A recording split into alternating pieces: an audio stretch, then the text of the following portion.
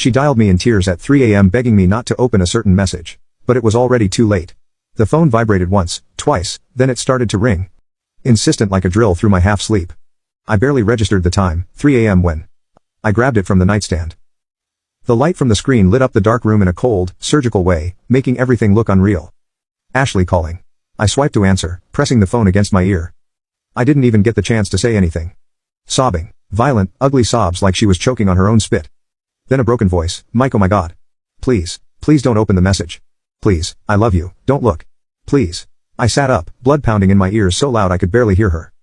A notification was already sitting at the top of my screen. A new message. Unknown number. One attachment. I didn't hesitate. I opened it. The image burned itself into my brain instantly like a brand pressed against raw skin. Ashley, naked except for some scrap of lingerie I had never seen before, straddling some guy. Her face twisted into a kind of wild, hungry grin I hadn't seen directed at me in years. The guy's face was partially visible, younger than me, ripped hands gripping her hips so tight it made her skin ripple. And then worse, another message popped in. A video. I pressed play like some sick part of me needed to hammer the final nail myself. The room was filled with her voice, her moans, her filthy words, things she used to whisper to me in the dark, but now screamed at someone else. Someone who wasn't wearing my ring. Someone who didn't care that she had a husband waiting at home like an idiot. In the background of the video, I saw a hotel clock blinking, the date stamped in the corner, tonight. Just hours ago, while I sat at home thinking she was doing face masks and drinking wine with her sister. She was grinding herself into some random guy, looking happier than I'd seen her in years. My body went cold first, then it started to shake. Not from fear. No, from the kind of rage that you can feel crawling under your skin like a million burning ants. I lowered the phone from my face, staring into the darkness of the bedroom, feeling the world tilt. On the other end of the call, Ashley was still sobbing, still begging, still trying to pull me back from the edge. I ended the call. I needed silence. I needed air. I needed anything but her. I threw on whatever clothes were closest, no socks, mismatched sneakers, and stormed out of the house, the door slamming so hard behind me, it rattled the windows. The night air hit me like a slap. I stood there on the porch, staring up at the black sky, fists clenched, chest heaving, brain trying to catch up to my body. The betrayal sat on my chest like a dead weight. Every laugh she shared with me, every time she looked at me and said, "You're my everything," every future we ever planned, all of it twisted into a joke I wasn't in on. And the worst part, it wasn't even over yet. I hadn't even asked why yet. I hadn't even heard the lies she was going to pile on top of the wreckage she caused.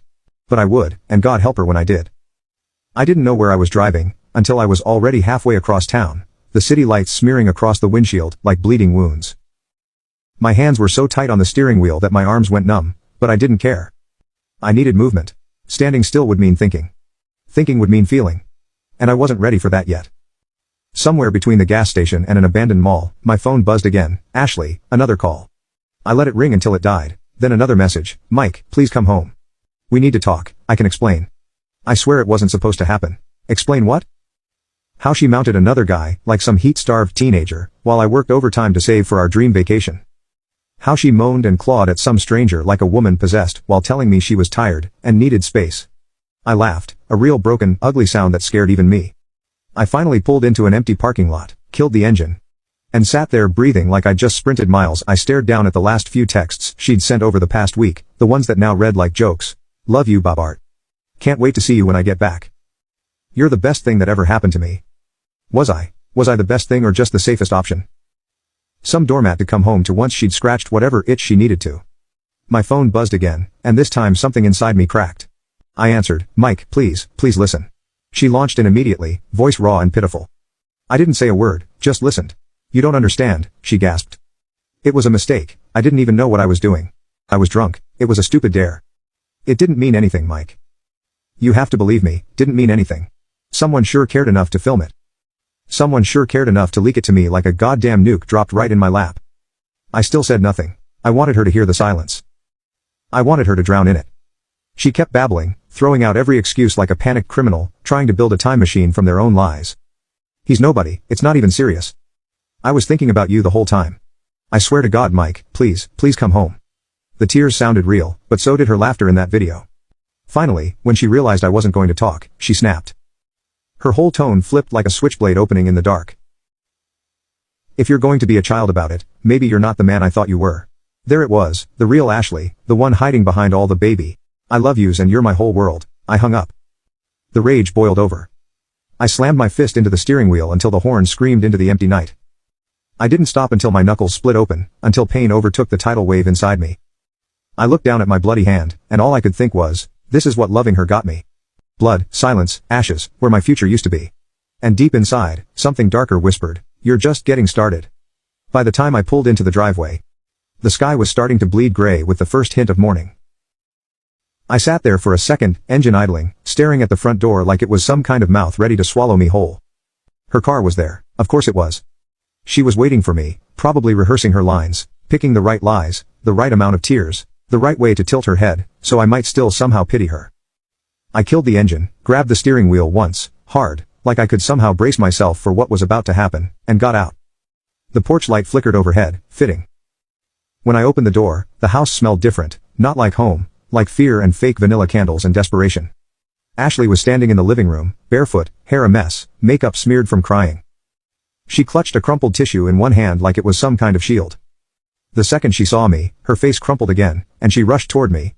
Arms outstretched like she thought this was a goddamn movie, and I was going to catch her and make it all okay. I stepped back. She froze mid-stride. Her mouth opened, but nothing came out for a second. Then she started spewing garbage. Mike, I swear to God, it wasn't planned. I didn't even know him. He was just there. It was a mistake. I didn't feel anything. It meant nothing. Please, you have to believe me. I didn't even blink. Who is he? I asked, voice low.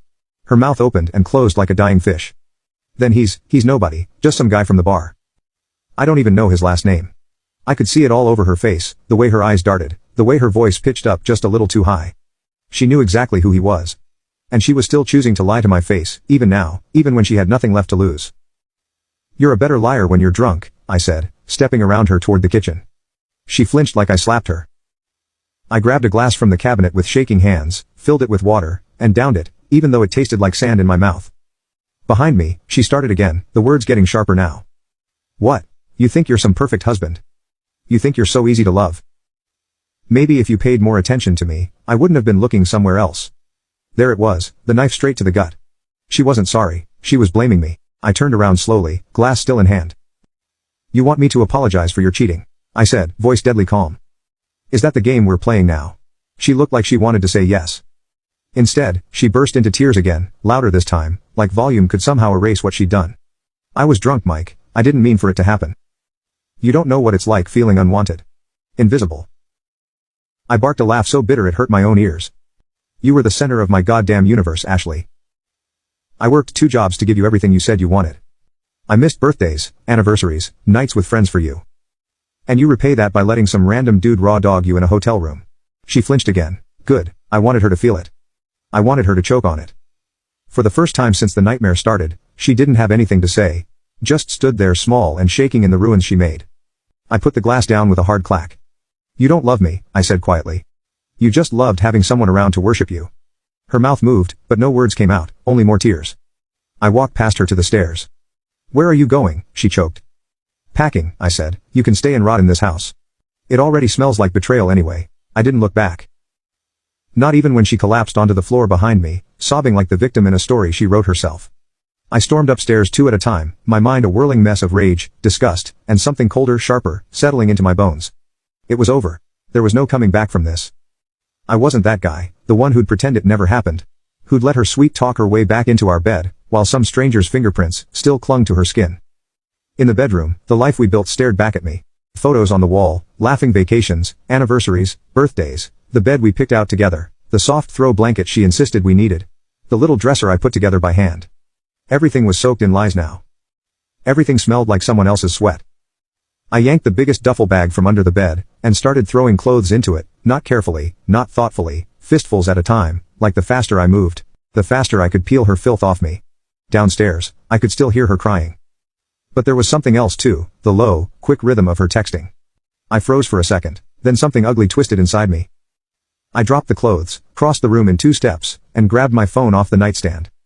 It buzzed in my hand the second I touched it. Another message from an unknown number. Yo bro, don't blame her too much. She's just a girl who needed real attention. Fire. I stood there breathing hard, seeing red. It wasn't just some drunken accident. It wasn't a one-time mistake. This was a full-blown mockery. They were laughing at me. I scrolled down. Another message popped up. She said, you were boring as F face with tears of joy. Something inside me snapped clean in half. I marched back downstairs, my steps pounding the wood so hard it rattled picture frames. Ashley was curled up on the couch now, holding her phone like a lifeline. The second she saw me, her face lit up, desperate hope flashing in her puffy eyes. Mike, please, just please sit down. Let's talk like adults, please, I know I fed up. Get up. But I tossed my phone onto the coffee table hard enough that it slid across and hit a coaster, spinning. Talk to your little boy, Doy, I growled. He seems to think he knows a lot about our marriage. Her face drained of color like someone pulled the plug. You're texting him, I said, right now, begging him to what? Keep quiet, comfort you. No, it's not like that. Mike, please, you're unbelievable. I cut her off, voice low and deadly. You don't even have the decency to fake guilt for 5 minutes before crawling back to the guy you let inside you. She stood up, stumbling over her own feet, hands shaking. It's not what you think, Mike. He's lying, I swear he's lying. I'm just trying to fix this. I'm trying to protect us. Us, I spat. There's no us. You blew us out of existence the second you spread your legs for him. The words slapped her harder than anything physical could have. Good, she deserved it. She deserved to feel it sink into her just like that knife she drove into my back. For a long second, we just stared at each other, two strangers, two enemies, standing in the ruins of a marriage neither of us recognized anymore. Finally, she whispered, voice trembling, Mike, please don't leave. Please, I'll do anything. I looked at her, this woman I once would have burned the world down for, and felt absolutely nothing. You already did enough. I turned and went back upstairs. This time, I packed with purpose. This time, I packed like a man who knew exactly what he was walking away from. And for the first time since 3 a.m., I felt something close to calm because whatever came next, the yelling, the crying, the lawyers, the gossip, none of it could touch me anymore. Ashley had already done the worst thing imaginable. And I survived it. Barely. I shoved the last of my things into the duffel, zipped it up so hard the zipper screamed in protest, and slung it over my shoulder. The weight of it felt good, heavy, real, a reminder that I was leaving with something. Even if it was just clothes, and whatever dignity Ashley hadn't ripped to shreds. As I made my way down the stairs, I could see her sitting there, perched on the arm of the couch like a kicked dog. Her eyes locked onto me the second I appeared, wild and pleading.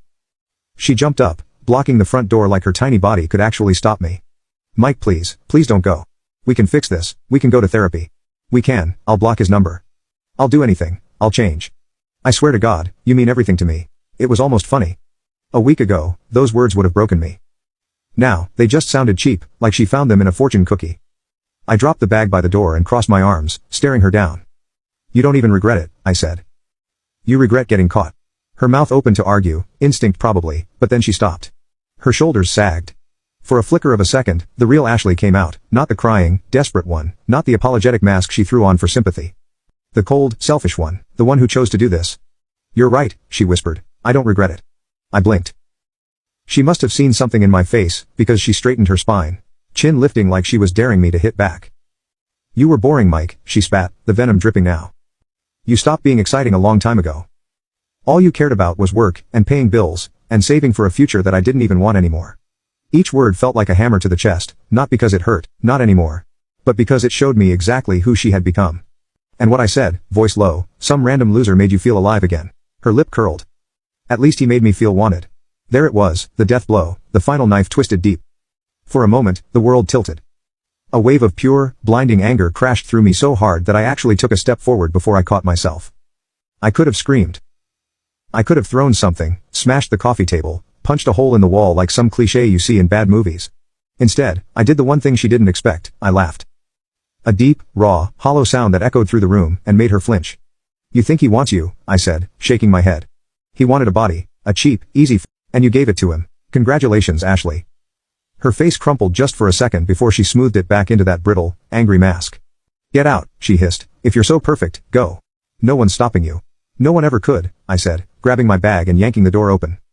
The morning sun hit me full in the face, harsh and blinding. Behind me, I heard her slam the door with a sound like a gunshot. Good. Let her sit in the house she poisoned. Let her drown in it. I didn't look back. Not once. The only thing I allowed myself was a deep, shaking breath as I stood on the porch, feeling the cold morning air bite at my skin. I was free, bleeding, broken, furious, but free. And somewhere deep inside, a new thought started to flicker. This wasn't the end. It was the beginning. My beginning without her. The second my feet hit the sidewalk, it felt like a goddamn reset button slammed down on my life. But it wasn't clean. Freedom doesn't come wrapped in pretty paper. It comes dripping in blood and shame, and 1,000, what the F just happened, thoughts gnawing at your brain.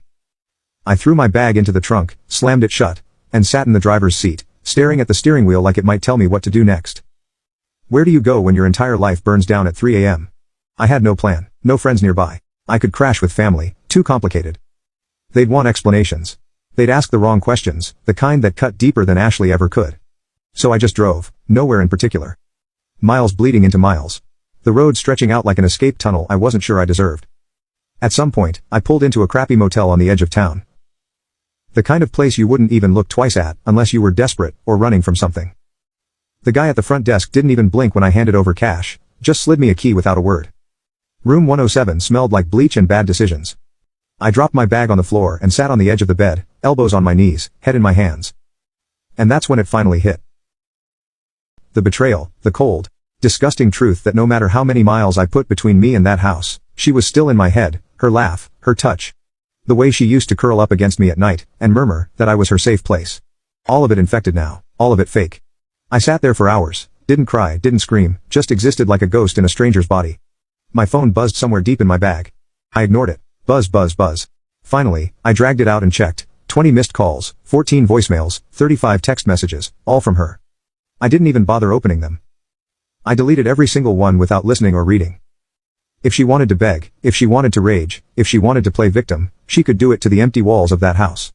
Not to me, not anymore. I thought about blocking her. Hell, I thought about throwing the phone out the damn window. Instead, I opened a blank message and typed, "We're done. Don't contact me again." I hit send, blocked her number, blocked her on every app one could think of. A clean cut. It didn't feel satisfying. It didn't feel triumphant. It just felt necessary, the first real step towards something I hadn't even dared to imagine yet. A life without Ashley.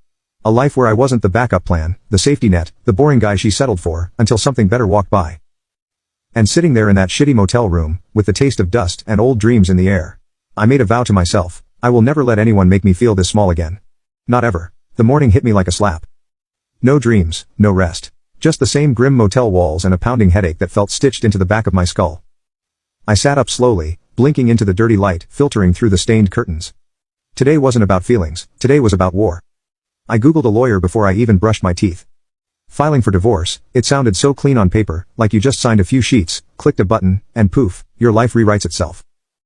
But the reality, it's digging your hands into your own gut, and yanking out every piece that was tangled up with someone else's. The lawyer's receptionist answered after 3 rings. Professional, curt, sympathetic enough that it didn't sound fake. Cold enough that I didn't have to explain much. Cheating proof, check, witnesses. Screenshots, double check. They gave me an appointment for later that day. No time to think, no time to second guess. Perfect. I threw on yesterday's clothes, grabbed my keys, and headed back toward what used to be home because there was one last thing I needed to do before I buried Ashley for good. My name was still on everything, the house, the joint bank account, the Fing Netflix subscription. She wasn't going to get a damn dime more than she deserved, which at this point was nothing. As I pulled into the street, I spotted her car still in the driveway. Of course, part of me wondered if she even slept or if she spent the night pacing, crying, rehearsing a new set of lies for me. Didn't matter, I wasn't here to talk. I parked across the street, heart pounding but face stone cold. I texted her one line, coming in for my documents. Don't talk to me. A minute later, the door creaked open. She stood there barefoot in an old hoodie, mine, looking about 5 feet 3 inches tall. I didn't give her a glance as I walked past her, straight upstairs, straight to the file cabinet in the office we used to share. I yanked out everything, birth certificates, marriage license, ironic, bank statements, insurance papers, all the ties that needed to be sliced clean. She hovered at the bottom of the stairs, whispering my name like a ghost. Mike, please. I ignored her until her voice sharpened, broke through like a poisoned arrow. You're really going to throw away everything over one mistake? One mistake. One, like it was tripping over a sidewalk crack. Like it wasn't a video sent to my phone, at 3 o'clock, in the goddamn morning showing her riding another man like her life depended on it. I came down the stairs slowly, every step measured, dropped the stack of papers into my bag. Then I looked her dead in the eye. You didn't just make a mistake, I said, voice steady. You made a choice over and over and over. Her face twisted, fury, shame, panic, all battling it out. You think you're so perfect. She spat suddenly, venom back in full force. You think you'll find someone better than me? I smiled, a cold hollow smile. I don't need better, I said. I just need different. Someone who doesn't treat loyalty like an optional setting. That shut her up. For a long moment, we just stood there, two people who once swore they'd die for each other, now just strangers picking over the ruins. Finally, without another word, I turned and walked out the door. This time when it slammed behind me, it didn't sound like a gunshot. It sounded like a door locking forever. The law office was a sleek glass building downtown, sterile, and humming with the quiet, professional menace of people who rip lives apart for a living and charge you by the hour for the privilege. I didn't even sit in the waiting area, paced instead, arms crossed, mind racing. When they finally called me in, the lawyer, Mr. Coleman, didn't waste time on small talk. Just nodded, gestured at the chair across from his massive oak desk, and slid a yellow notepad in front of him. "Tell me everything," he said. So I did, no filters, no pride left to protect. I told him about the calls, the video, the messages from the guy she cheated with. I even pulled out my phone and dropped it on the desk like evidence at a crime scene. He barely blinked. "You're in a good position," he said, flipping through notes. "Clear-cut adultery, we can push for a very favorable settlement. No alimony, you keep the house if you want it." She walks away with what she brought in, which from what you've told me wasn't much. Hearing it put so plainly almost made me laugh. 7 years of marriage, 10 years of memories reduced to assets and checklists. Cold, efficient, exactly what I needed. We drafted the first set of papers right there. Fast-track divorce filing on grounds of infidelity. I signed at the little X without hesitation, hand steady. It felt surgical, like amputating a dead limb before the rot spread further. By the time I left the office, it was early afternoon. The sun was glaring, people bustling by, living their normal lives. It was almost insulting how little the world cared that mine had just exploded. I checked my phone out of habit. No new texts from Ashley, but there was a new message from another unknown number. Different this time. I hesitated, thumb hovering. Some small bitter voice whispered, "More poison." Curiosity won. I opened it. "Yo man. We should talk." She lied to both of us. "Meet up, just 10 minutes, your call." Attached was a selfie. And yeah, it was him, same face from the video. The guy who wrecked my marriage with his bare hands, and didn't even have the decency to feel guilty about it. For a second, rage clawed up my spine so hard it blurred my vision. But then, something about the message stuck in my brain like a splinter. She lied to both of us, both. Was he just another toy for her? Another idiot she dangled on a string while I busted my ass trying to build a future? Part of me wanted to delete it, block the number, walk away. But another part, the darker, meaner part, wanted answers. Wanted the truth no matter how much it bled. I stared at the screen for a long moment, then typed back 2 words, where and when. Because if I was going to burn the whole thing down, I wanted to watch every single piece of it turn to ash. He picked the worst possible place, a dingy coffee shop off a forgotten side street. The kind of place where the seats were torn, and the coffee tasted like burned regret. Fitting. Honestly, I got there first. Sat in a booth facing the door, back against the wall. Just instinct at this point. 10 minutes later, he walked in. And yeah, it was him, tall, gym rat build, fake swagger in every step. The kind of guy who thought a six-pack and a few tattoos made him invincible. But seeing him in person, he didn't look cocky now. He looked nervous. Shifty. He slid into the booth across from me. Didn't order anything, just leaned in. "Mike right?" he said, voice low. I didn't answer, just stared at him, letting the silence press down hard. Finally, he sighed, rubbing a hand over his jaw. "Listen, I didn't know she was married." "Not at first." I kept staring. He shifted uncomfortably. "I met her at a bar. She said she was single. Said her last relationship was toxic, and she was just trying to have some fun." Typical. Painting herself as the wounded little angel desperate for comfort. He swallowed hard. "It wasn't just one night." My jaw clenched. I thought we had something real." He said, laughing bitterly, "I didn't find out about you until I saw a framed wedding photo on her dresser." "Dresser?" "Our dresser. The one I bought when we moved into that house. The one I spent 3 hours putting together, because she said she wanted something classic." The room spun for a second. "You kept seeing her even after that?" I asked, voice ice cold. He flinched. "At first, she told me you guys were separated, that you were just roommates now, that she was scared to tell you she moved on." I laughed sharp and humorless. Of course she did. Why take responsibility when you can build a web of lies and sit in the middle like a goddamn spider? He looked down at his hands. "You weren't supposed to see the video. I swear she sent it to me that night bragging. Said she finally got what she deserved." I went cold all over. "Bragging," I repeated. He nodded, miserable. "Yeah, she said you were a good guy, but boring as hell. Said she deserved someone who could keep up with her. Whatever the F that means."